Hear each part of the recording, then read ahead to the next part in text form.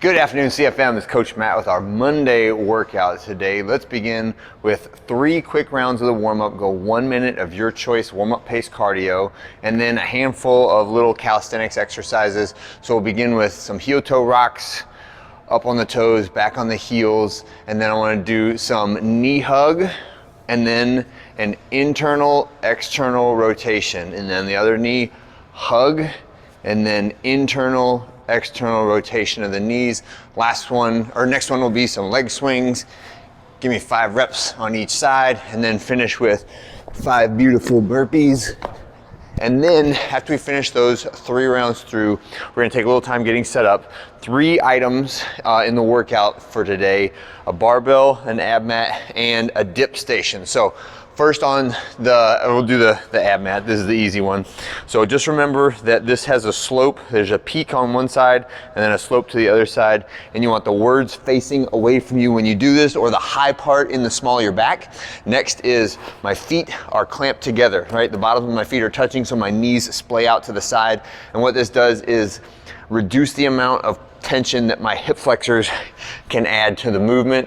So at the bottom, fingertips to the ground, try to extend your spine, right? Lay your back all the way to the ground so your back is following the arch of the ab mat, and then using your arms, you can use your arms on this, fingertips to the toes. So sit all the way up at the top. So not just right here, but all the way seated up like that, okay? Next, and definitely make sure you go through several rounds of warm up for this, is overhead squats from the floor. 75 pounds for the guys, 55 pounds for the ladies on this one. So if I'm picking it up off the floor, you can do a power clean and then jump it behind your neck, walk your hands out, then get up to that overhead position. Or if you're more proficient with the snatch, you can do a power snatch. Or if you're really proficient with the snatch, you can go right into that first rep with a squat snatch, and then start on the first rep, and that would be rep number 1 of your overhead squats. The weight is light, right? And today, most of the time when we do overhead squats, we'll put like say 95 pounds or 115 pounds on the bar, and let's say like if you can't do that movement, I want you to do front squats. Today, I would like the weight to be lighter, and I would like for more people who maybe have a little flexibility issues to try the overhead squat, but with a lighter weight on the bar. So if you can't do 75 pounds, maybe try 65 or 55 pounds, or the empty barbell.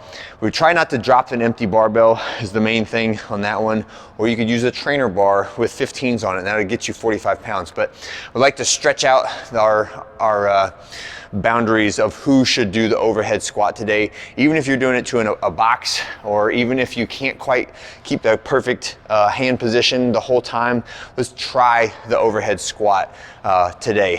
And then always, if it's a bad pain or if it just causes you like so little range of motion because of the tightness of the shoulders, then definitely yes, we can do front squats. But maybe if you've been on the fence in the past or said like, no, I'm definitely doing front squats because the weight is so heavy, today I'm programming it lighter and higher reps to hopefully draw more people into performing the overhead squats. Last exercise is our dips. I have rings set up. You can feel free to do Matador dips as well. 15 reps of the dip. And what I've done for me is I've set these up at a height that allows me to use my tippy toes the entire time, or not use my tippy toes the entire time. So I can pick my feet up off the ground and totally do these unassisted. And then maybe if I get to 7 or 8, I'm like, oh, this is getting really tough. I can use just a little bit of tippy toe pressure to keep the movement going, right? And then as always, I'm asking for adult decision making. Don't just immediately reflexively go to using my legs to assist my arms when I have the ability to use my arms. So make it challenging, an appropriate amount of challenge, but I don't want you to get stumped on a movement and have the rings set up really high and then just repetitively fail, or singles and take forever on that movement.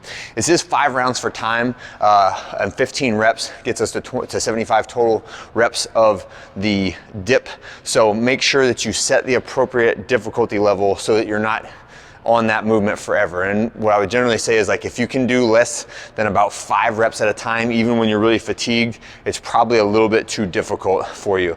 So, or it's not that it's too difficult for you, it's that it would detract from the workout stimulus so dramatically by programming such a high percentage of your maximum capability versus the total reps that I want you to do today. All right, and those 3 exercises for 5 rounds is the workout for today.